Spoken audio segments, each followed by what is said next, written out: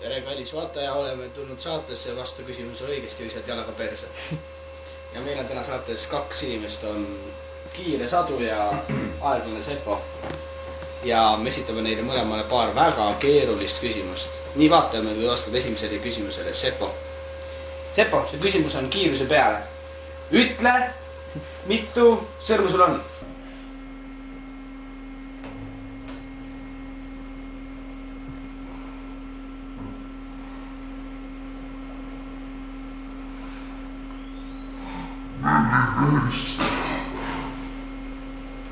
Neliteist.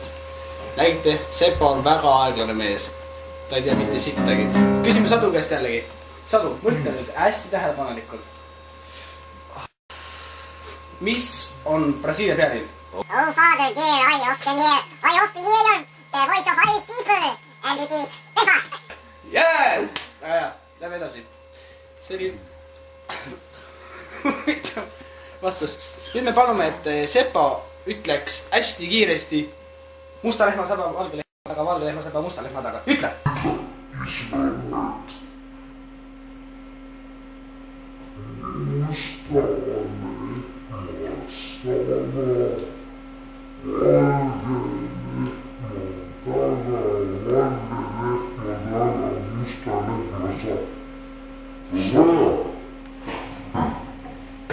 Ja nüüd proovime sind ka.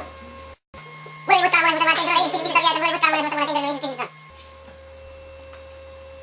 What? Hea küll. Aitab siis tänaseks. Aitäh, Sepo! Aitäh!